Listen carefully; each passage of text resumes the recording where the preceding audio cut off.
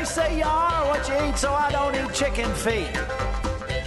But I love me some of Grandma's pickled beets. Well, cut it up, put it in the pan, throw it over your shoulder and see where it lands right here in Farmer's Kitchen. Maters, taters, beans and corn, the cows in the barn and the sheep's been shorn, kids in the barnyard chasing Grandpa's chicken. Chicken. Spices, slices, cuts and dices, gonna slash your grocery prices right here in Farmer's Kitchen. Help you grow your garden good with recipes to suit your mood. Try some grub you've never tried before. Smash it with a wooden mallet. Gonna educate your palate. Right here in Farmer's Kitchen. In Tim Farmer's Country Kitchen. We're gonna cook something good now.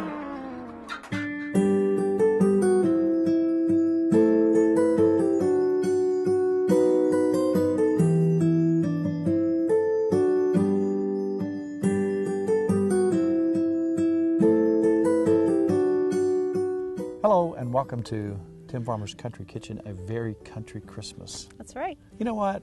We both grew up in the country, different parts of the country, but we love to be in the outdoors. Now, the last couple shows we've been inside because the weather's been frightful. But today's kind of nice. Today is kind of nice. You know, we got our lights up on the cabin. We got our Christmas scarves on. And, ooh, let's add a little, ooh, now we're really Christmas. Thank you, Kelly. Now, years ago, we were limited to 3 channels for the most part. Right, and you had to get up and turn them with your hand. Now, remember the VHF and UHF? That if you wanted to watch KET, you had to do the UHF, which was interesting. But during Christmas, we wanted to have our Christmas specials, and they were always very family-oriented, very corny. Whether it was the Carpenters or Perry Como or Andy Williams. Who else? Bob Hope was on a lot of these, but you had a lot of the same Carol people. Burnett. Carol Burnett. Loved those family, corny, wonderful Christmas stories. So years ago, this is probably about 10 years ago. Now, I was still with Kentucky Afield, but I always did a Christmas show to some degree. We always did music. You were doing music, and I was doing music before we ever started on anything television. You were playing in church. I was playing in bars. I'm the good, you're the bad. Don't tell Mom.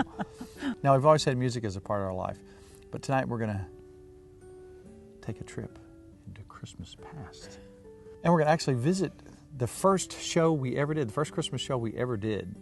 Now, the acting was phenomenal. Yeah, I'm really good. I'm really proud of myself in that. But you know, you can look at this thing, it's only 10 years old, but you can look, even the cell phone, the technology was so much different back then. We were a lot younger, yeah. It used to make me be on the show. I hated that. I was so uncomfortable. You know, giving me lines. That's something a lot of people don't know. She did not want to be on Tim Farmer's Country Kitchen. You guys gave me lines. When we started out, it was Tim Farmer's Country Kitchen. Then we brought her on, and now she's comfortable because you don't give me lines. You let me just... We just talk. Yeah. There's nothing scripted. We took every bit of scripting out. That's Unlike this Christmas show from almost 10 years ago.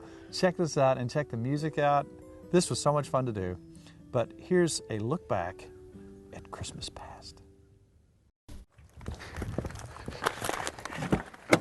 This is my last load I'm putting in here. I got to stop by and see Eddie. Listen, no? Okay, I know you're going to see Eddie, but please hurry. We have everybody coming over. And I know you like to play music, but just try to be quick. All right, I got to get then. Okay, all right.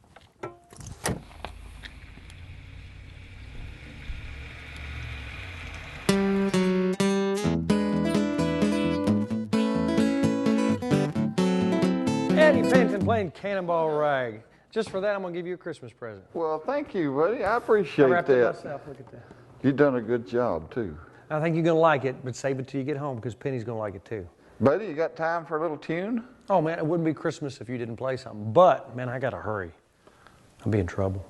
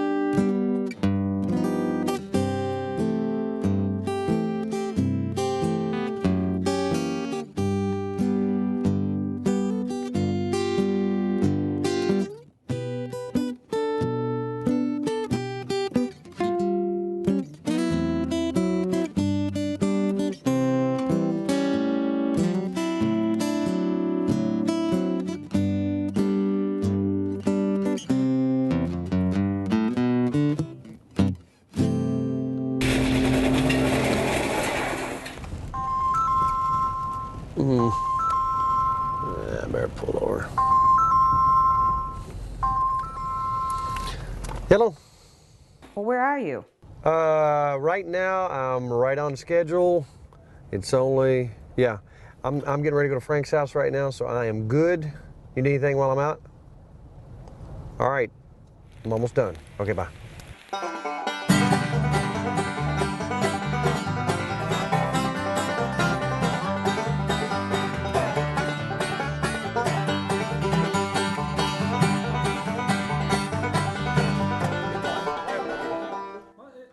Somebody's at the door. Here, Jock. Look at here.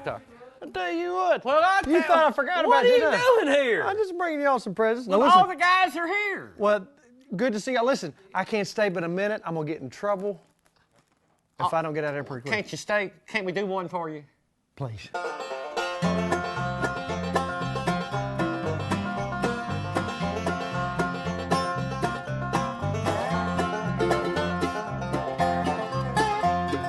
Christmas time's coming, Christmas time's coming, Christmas time's coming, and I know I'm going home. Snowflakes are falling, my old home's calling, tall pines humming, 'cause Christmas time's coming. Can't you hear them bells ringing, bringing joy to all, hear them singing, when it's snowing I'll be going back to my country home. Christmas time's coming, Christmas time's coming, Christmas time's coming, and I know I'm going home.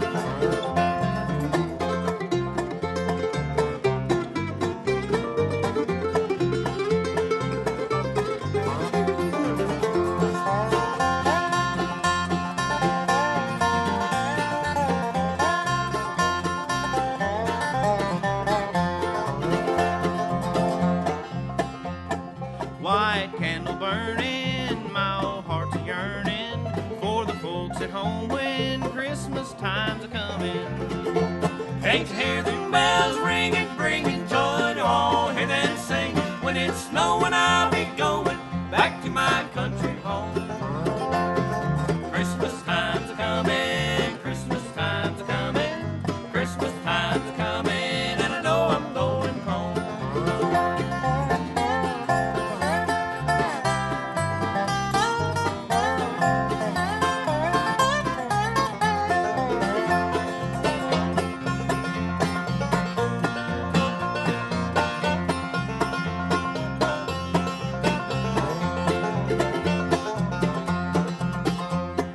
Holly's in the window, home's where the wind blows. Can't walk or running, 'cause Christmas time's a coming. Can't you hear them bells ringing, bringing joy to all, hear them singing, when it's snowing I'll be going back to my country home. Christmas time's a coming, Christmas time's a coming, Christmas time's a coming, and I know I'm going home. Christmas time's a coming, Christmas time's a coming, Christmas time's a coming, and I know I'm going home.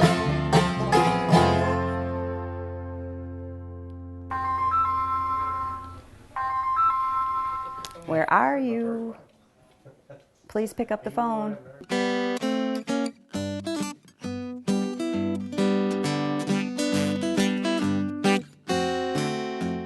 And I hope I'm on the right track here. No cell service. Well, what you got to do to track down a couple of morons nowadays?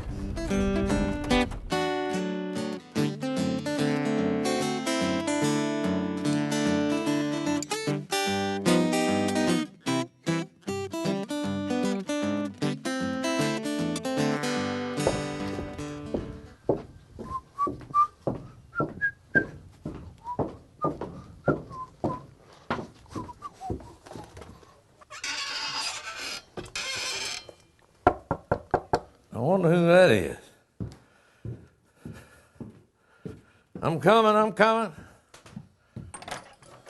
Hey, it's Tim. Come on in here, boy. What's going on? Merry Christmas to you, Tim. It's cold out there. Cold out there. Nikki's laid down the law. I gotta be home short. We got dinner. I don't know what. Something's going on at the house. I don't know what, but I gotta get home. Well, you got time to hear a new Christmas song. I always got time for a Come Christmas. on, man. Hey, boys, it's Tim. Hey, Merry Christmas.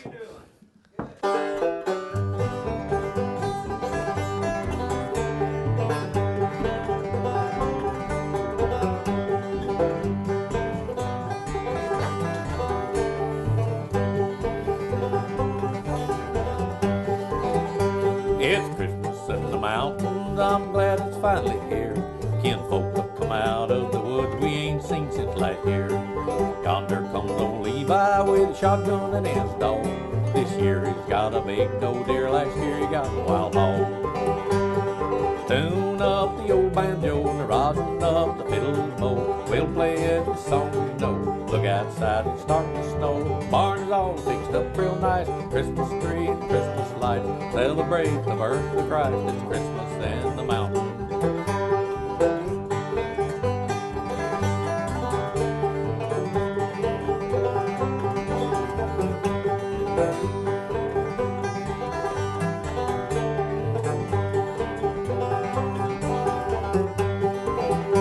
It's Christmas in the mountains, kinfolks are coming in.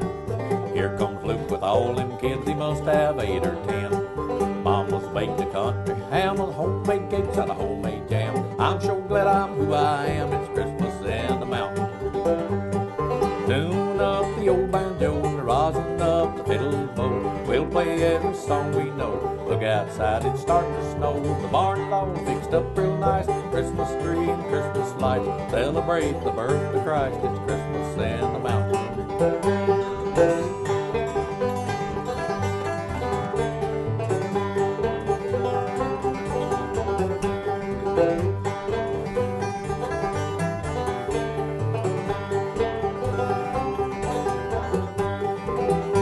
It's Christmas in the mountains, I'm glad it's finally here. Lay the pot of shuck beans on the stove and cold smoke in the air. Women folk are busy and the kids are having fun. Later on the men folk will go out and shoot their guns. Tune up the old banjo and the rosin up the fiddle bow. We'll play every song we know. Look outside, it's starting to snow. Barn's all fixed up real nice. Christmas tree and Christmas lights. Celebrate the birth of Christ. It's Christmas in the mountains. It's Christmas in the mountains. Guys, what do you think about that? That was excellent. You just wrote that song. It's called Christmas in the Mountains. That is most excellent. Appreciate it. I can't imagine a better Christmas present for our viewers out there. Well, I'll thank you. I thought you'd like that, Tim. You say you got to get home, but you got. Well, I'm running way late. Well, now you need. Before you go, we got a present for you too. Well, I've never turned down a present. Okay. It's Christmas how about present. that? Now this right here, I want you to open it now. We've got you a Moron Brothers DVD in here. Hey, how about that? And we also got you some of our secret recipe catfish lure. Now this don't work like any other catfish lure. You got to take a drink of it and then spit it in the water. Don't pour it straight in the water because it's stronger than our sister. Well, am I supposed to can I smell it? Or? Yeah, you can smell it, but now don't let Nikki drink none of it because it'll grow hair. Get away from that far. Oh, If you don't believe it'll grow hair, this tastes cotton. boys, I just don't know how to thank you for that. I mean, I'm sure this is a patented recipe. Let me put it back in this bag. Secret recipe. I wonder why the dog was looking at that bag funny a little while ago. Well, and we got a Moron Brothers DVD in there for you Ain't that too. pretty, I tell you what. That won't play on VHS players either, will it? No. All right, guys, I really do have to go, man. I'll tell you what, Well, wait a minute. Tell him about what Bubby Lucas said before you leave. Oh, my little grandson. Yeah? Come in there this evening and he said, Paul, how much water does a mouse have in it? And I said, I don't know, probably about a half a thimble full. He said, oh no, it's got more than that. And I said, how you know? He said, because one just ran up Granny's pant leg. Oh. That you caught it right there and squeezed it in 2-gallon mushroom. Guys, Merry Christmas. I'm going to go catfishing right now. Don't beat up to her. Tell Nikki we said hi. I'll do it, buddy. All right, now don't forget, Uncle Byron's coming to read the Christmas story to the kids. Tim, you know this is very important. Please don't be late. Beautiful star, beautiful star of Bethlehem. Oh, man, those lights are gorgeous. Already almost done? I'm going to let you go. I got one more stop to make. Welcome. I'm Mayor David Cartmel. We have proclaimed it Tim Farmer Day in Maysville. And now, here is Tim Farmer and the Dells. Thank you, Mayor. Christmas, Christmas, Christmas. Well, it's Christmas time, pretty baby. Snow is falling on the ground. Oh, yes, it is. Well, it's Christmas time, pretty baby. And snow is on the ground. You be a real good little girl. Santa Claus is back in town.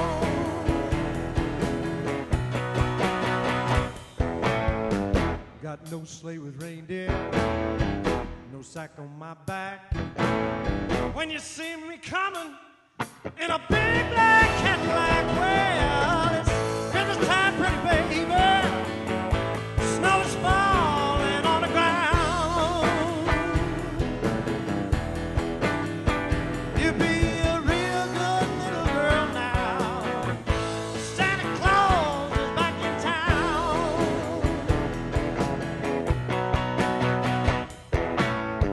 Hang up your pretty stocking, turn out the light.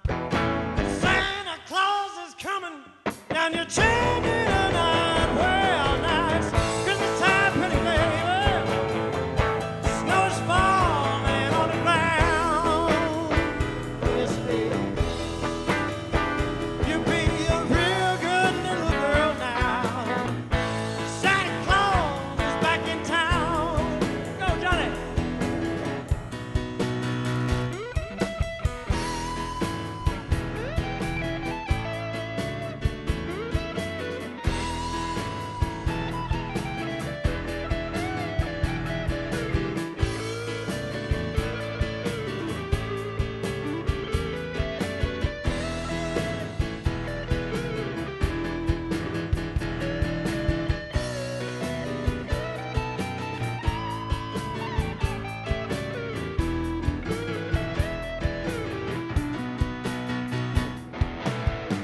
Got no slate with reindeer, no sack on my back. But when you see me coming in a big black Cadillac, well, it's Christmas time, pretty baby. Snow is falling on the ground. Oh, yes, it is. You be a real good little girl now. Santa Claus is back in town.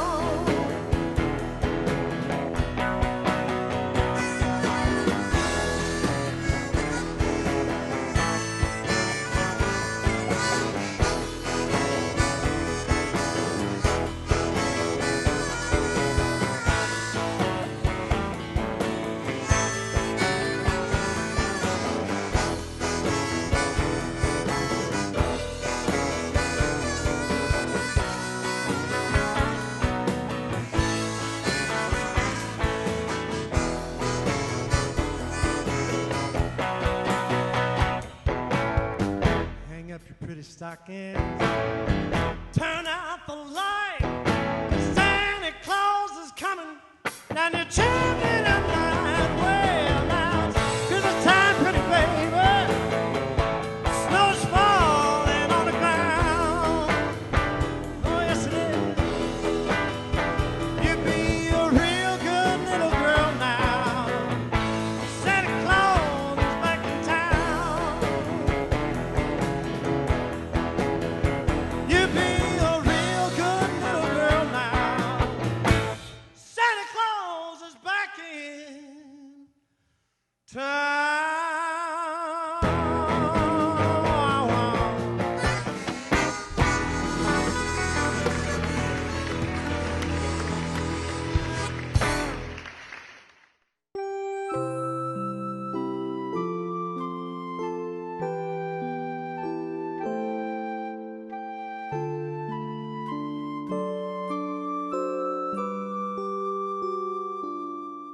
Well, where are you? You know, this poem, this story I'm going to read you is about Santa Claus. And it's almost 200 years old. And Uncle Tim wanted me to read it to you because he thinks I can read good, he said. But you know why I think he wanted me to read it to you? Because he thinks I have a little round belly that shakes when I laugh like a bowl full of jelly. That's what I think. And you wait till he gets as old as I am and see what his belly looks like. You're just in time. Am I too late? Yeah, no, you're good. They just started.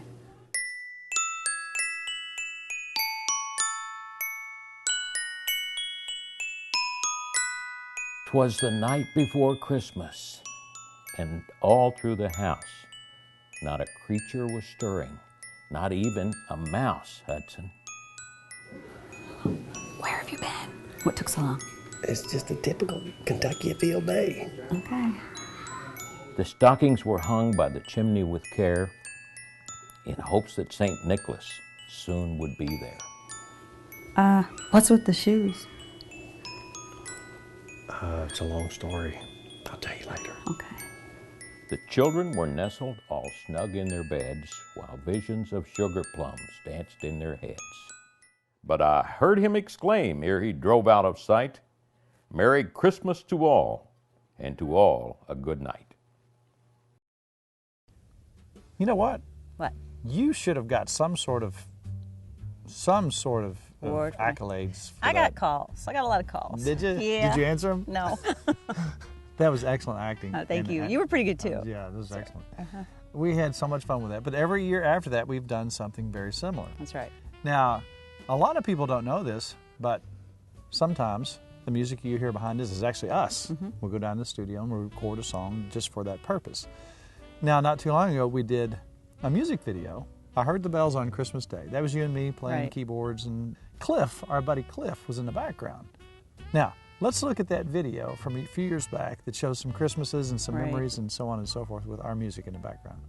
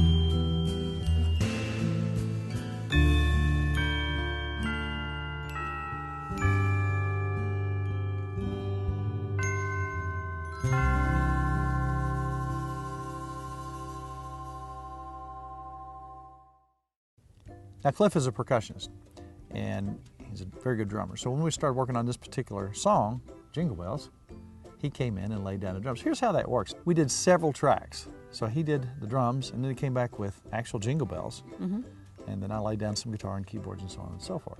But here's a little bit of how that looks like.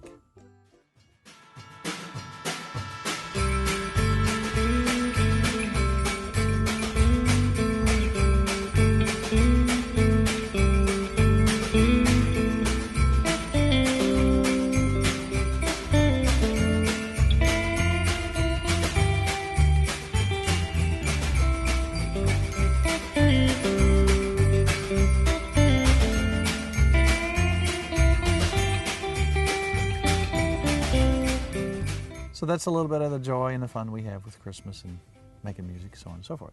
Now, one thing, started getting this last week. Tim, I thought we were going to see Kogan's Woods. That is a tradition that we stick to. We love family, we love tradition, but we also love Kogan's Woods. That's another piece that we worked on years and years ago. That's right.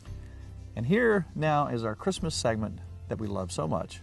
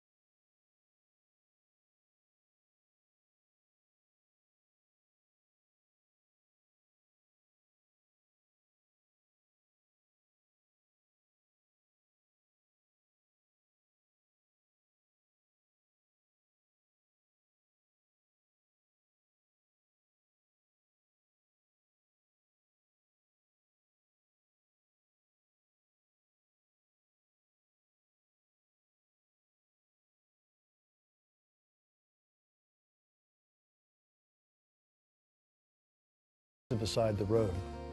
My father threaded the old white Mercury through the twists and turns of the Cumberland River Road as we listened to the weather report coming up from a station in Cincinnati.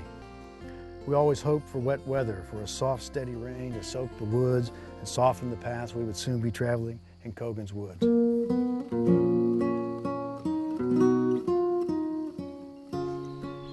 This fellow right here, Ron Ellis, wrote a book called Kogan's Woods. Somebody gave that to me years ago, said, you got to read this. So I climbed up in a tree stand and I started reading this book.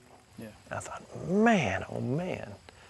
Anybody who's ever hunted with a relative, or especially your father, squirrel hunted back in the day when that's all we had going on, it's have-to reading. The taking of the gear from the trunk was done with a great deal of ceremony. Dad poured himself another cup of coffee from the thermos, lit a cigarette, then stood quietly for a few minutes just studying the darkness and listening. Though I was close by, I suspect he was, during those brief moments, very much alone with his memories and with familiar sounds and voices I could not hear. We spent some time loading our vests with shells, green Remingtons for me and blue Peter's holes for Dad.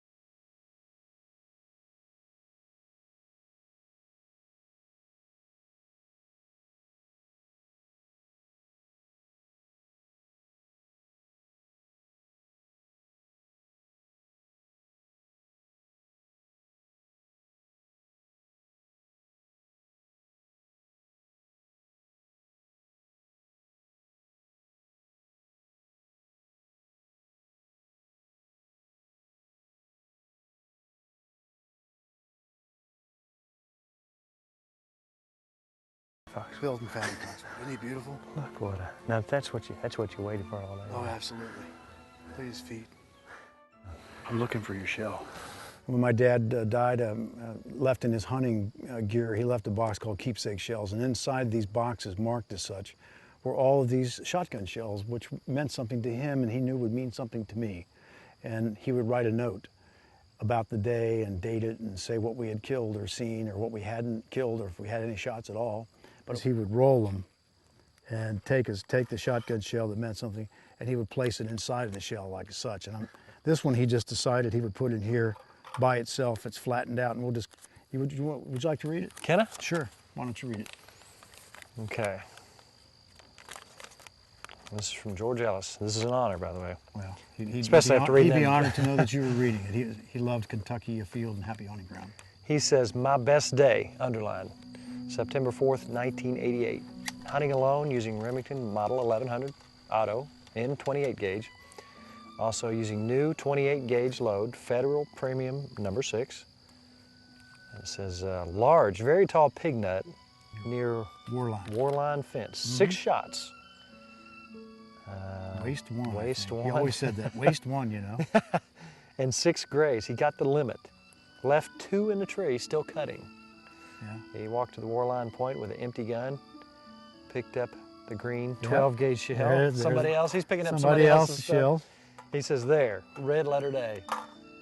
George E. Ellis.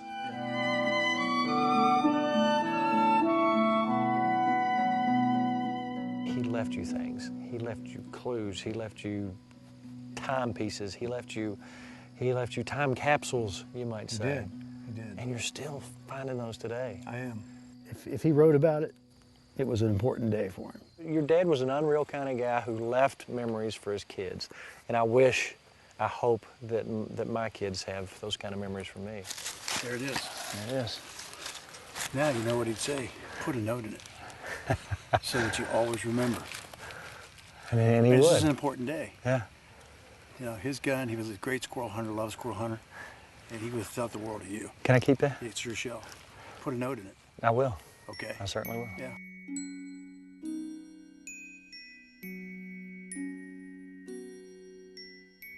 With his shotgun cradled in his left arm, Dad started back down the path, snow building on the shoulders of his hunting coat and the curled brim of his faded green Jones cap. The light was dim, and it was quiet enough that I could hear the click of his Zippo lighter as he walked away from me. I saw a flame move toward a cedar to his right, and then a little flame flickered within the webby green darkness of the cedar limbs. In seconds, several more tiny flames were flickering there. Then Dad moved to his left, and more tiny flames appeared in the tree limbs on that side of the trail. Before he was done, he had passed down through those cedars and lit 100 or more white candles that he had placed in the branches on both sides of the trail while I was off hunting.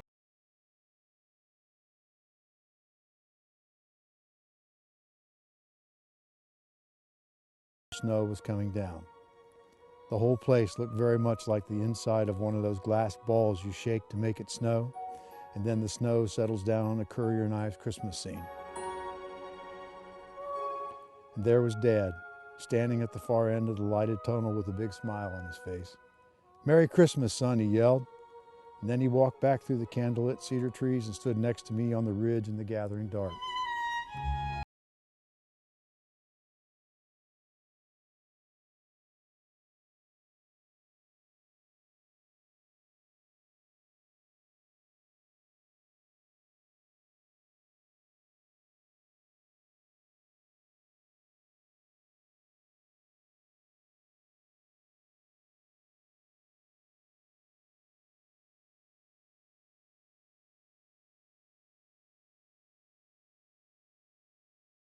August 21, 1965.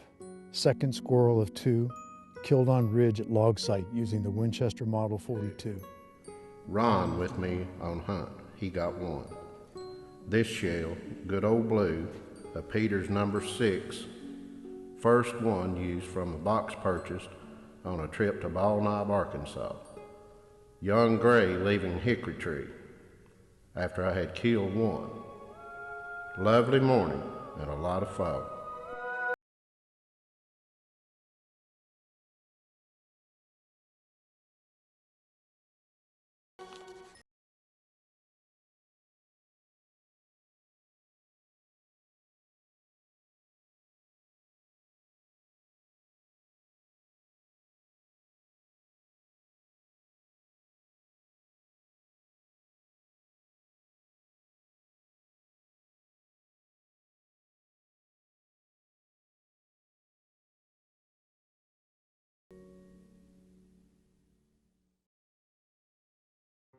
Now, when the grandkids are over, we like to have fun. That's right. And I sat down. This was before Sammy. That's right. Which we call Whammy. The girls, I like it when I trick them. They love when you read to them. And I always try to mess it up. I did this to my girls when they were young, too. And so they called me out on it. I made a few mistakes, but for the most part, I got it right. That's right. All right.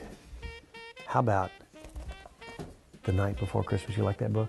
I never read it. Well, we're going to read it. It's a beautiful story. This story was written in 1822 by a New York clergyman named Clement Clark Moore. And it goes like this. That's a good name. That's a good name. 'Twas the night before Christmas, when all through the house not a creature was stirring, not even a mouse. The stockings were hung by the chimney with care, in hopes that St. Nicholas soon would be there. The children were nestled all snug in their beds, while visions of sugar plums slid under their beds. Danced in their head. Oh, get it wrong. And Mama in her kerchief, and I in my cap, I just settled down in a big bear trap. For a long winter's nap. I get it wrong all the time. Papa, can we go play with Moses? Let me tell you something about Moses. Now, here's the deal with Moses. We got to feed him, but he protects the sheep. He's a working dog, so that means we really can't pet him too much. So basically, we just have to, wave at him from outside the fence and give him his food because he has to bond with the sheep.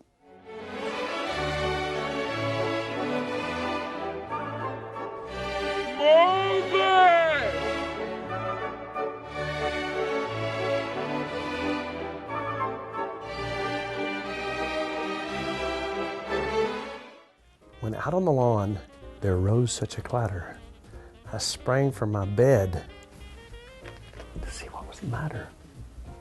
What could be happening? Away to the windows I flew like a flash, tore open the shutters, and threw out the trash. Threw up the Oh man, I've got to put my glasses on. The moon on the breast of the new fallen snow gave a luster of midday to a radioactive glow. The two objects below. Oh, Grandma should bring me my glasses. When what to my wondering eyes should appear My legs hurt. but a miniature sleigh and a huge 8-point deer. And 8 tiny reindeer. Need my glasses. Okay, Grandma, can you run and get Pup's glasses now? Hang on. Here we go. Hey, this is the serious part. With a little old driver, so lively and quick, he jumped right over the candlestick. That's wrong, Bubba. Oh, you didn't say that. I knew in a moment it must be Saint Nick. A wink of his eye and twist of his head soon gave me to know I had nothing to dread. We go pet Moses. We go pet Moses? Moses is a working dog. We can't pet him too But much. he's so cute. I know he's cute. He looks like a polar bear, but he just... He's not a polar bear. He's not cold. He's not cold. He looks like a polar bear. Yeah, he does.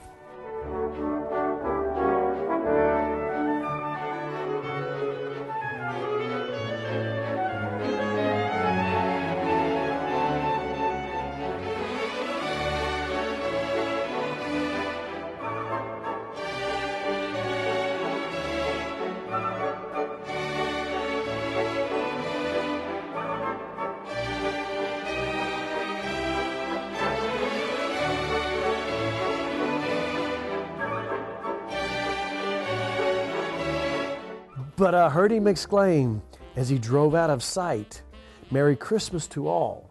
And to all, good night. Isn't that a wonderful book?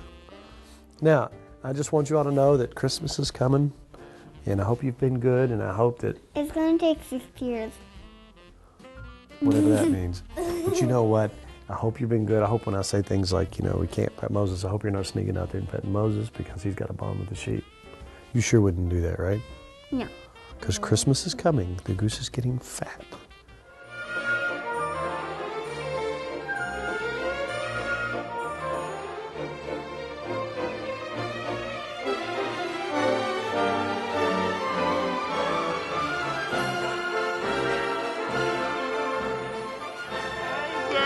Moses, Moses, Moses, Moses, Moses, Moses, Moses.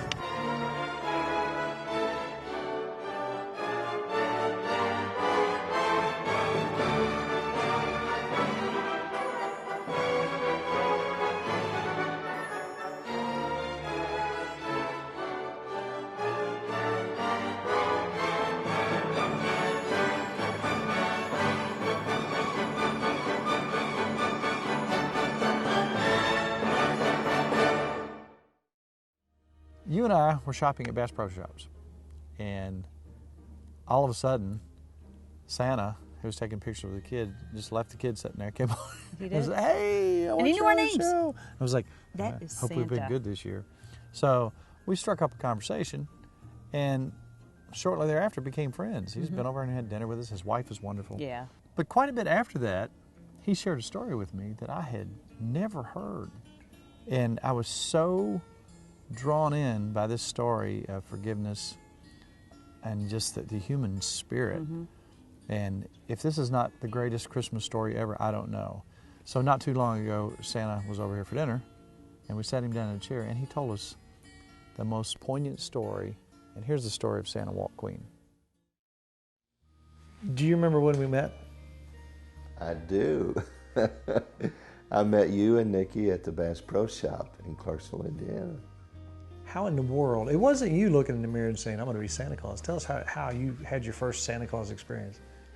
Really, I had no idea that I would become a Santa. In fact, I was a little bit put off. I felt like it maybe made me feel old or look old or something. But I had a young man that I worked with, and he just approached me one day and asked me if I would consider bringing a puppy to his daughter for Christmas. And I said, what do you want me to do? I mean, he said, I want you to be Santa. I said, well, I don't have a Santa suit. He said, that's not a problem. I'll buy you a Santa suit. So he bought me a suit, and really it was not an inspired visit until his little girl came up to me and I handed her that puppy. And I saw in her eyes something that I had never seen before. And I saw the joy of Christmas. And I knew at that point that I needed to be a Santa. It's proven to be the most enjoyable thing I've ever done.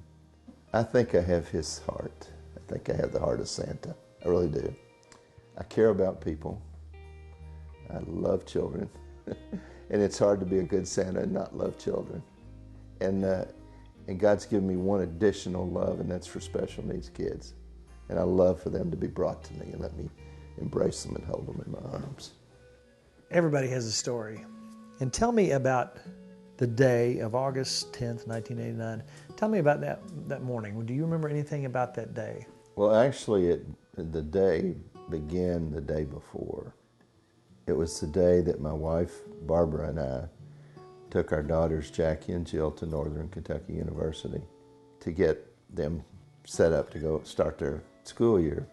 Jackie would have been a junior, and Jill was starting her freshman year. How proud I was of my daughters, the way they conducted themselves. Jackie, our oldest daughter, was working pretty much full-time as a pharmacy assistant and carrying about 30 hours. Jill had just graduated from Oldham County High School, valedictorian, full scholarship to Northern. We were Barbara and the girls and I were driving home from Northern Kentucky, just really having a wonderful time together. We came home, we put some steaks on, the pastor and his wife came over, and it was just a fun time with the girls. I got up early and left before Barbara and the girls got up, and I went up to Shelbyville, Indiana. The girls left the house that day, Jackie and Jill, never to return to the house. They left, went down 71 to I-65, got on 65, headed south, and they just reached Hospital Curve when a truck loaded with junk cars dumped a load on the southbound lane. The wreck that occurred was a result of a truck driver driving recklessly. He did a poor job of loading his load, first of all. And these were junk cars. He had 13 junk cars on a flatbed truck, and they were loaded improperly. They were secured improperly. And he was driving recklessly through downtown Louisville, Hospital Curve. And he started to move into the right-hand lane, saw a car, shifted back to the center lane, and when he did, the junk cars, the momentum of the cars pulled him into the concrete barrier there on 65. And the first car off, our daughters took a direct hit, and they were killed instantly.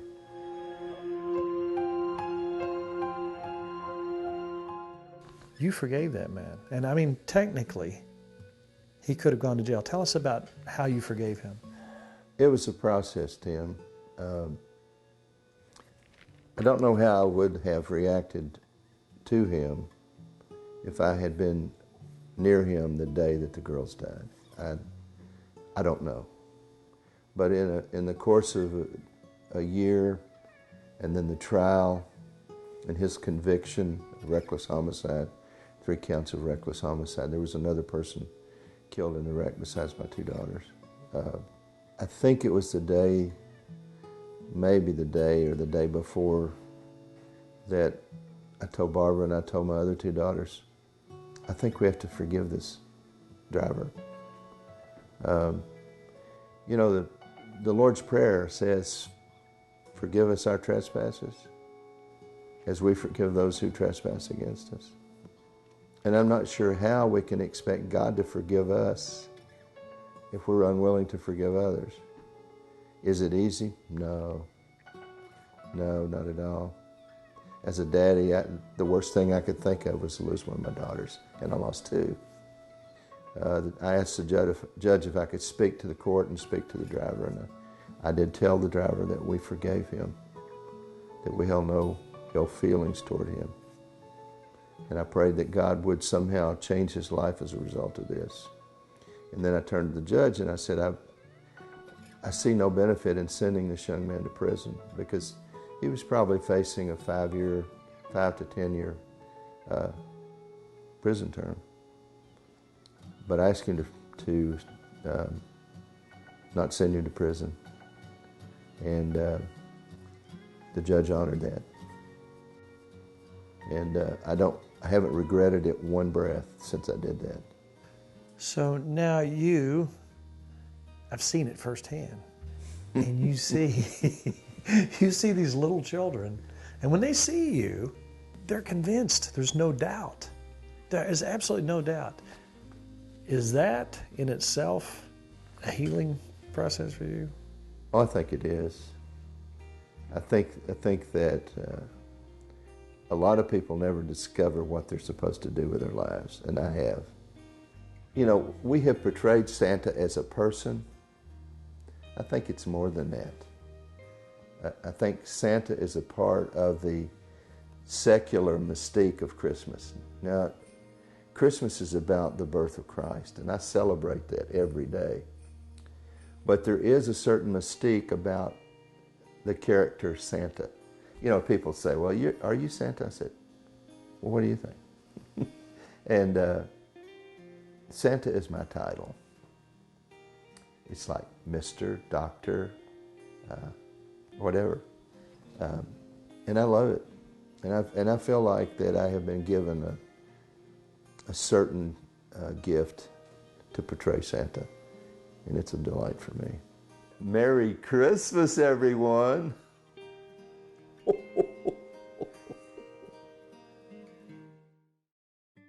know what? That was a lot of fun. Yes, it was.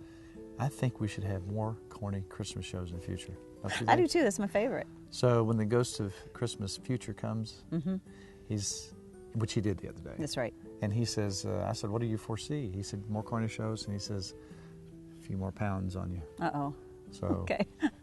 It's holiday season. It's already coming true. Okay. You know what? At this point in time, we want to thank you, the Country Kitchen viewers, our family. That's right. And our friends out there for watching Tim Farmer's Country Kitchen. Nikki is now going to sing the entire Hallelujah chorus. So if you'll begin right now. Would you bring the choir in, please? They're going to back me up. This is a solo thing. Is it a solo? Ready? Okay. Not today. I'm too shy. But again, sincerely, Merry Christmas to you and yours. And we're going to do a look back at 2017 and a look forward to 2018 next week. So join us for that. Now, if you would like to become part of our Tim Farmer's Country Kitchen Facebook page, how would you do that, Mrs. Farmer? Hit like. You'd hit like. Go to the page. I got it first, right. Obviously, I'll go to the page and hit like. Tim Farmer's Country Kitchen. Boom. We share recipes. We talk. We chat. Sometimes we're out for a week or two, but we will get back with you. I promise. Also, if you're looking for recipes or old Christmas shows, where would you go? TimFarmersCountryKitchen.com. And always click subscribe because that will link you to the next new video coming your way. It's all about good times, good friends, and good eats. And you got to take me out again. We wish you a Merry Christmas. We wish you a Merry Christmas. We wish you a Merry Christmas and Happy New Year. I want some figgy pudding. And I'm not leaving it until I get some. That's a mean song, isn't it? That is a mean song. And I want some right now.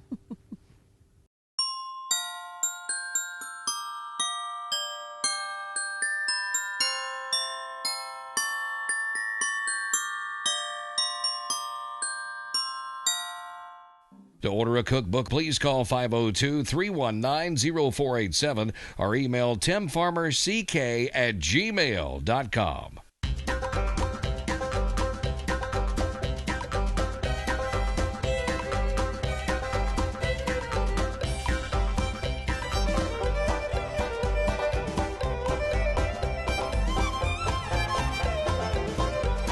Special thanks to CKY, Canoe, Kentucky, Furniture World Superstore, Housewarmings, Lodge Cast Iron, Tater Knob Pottery and Farm,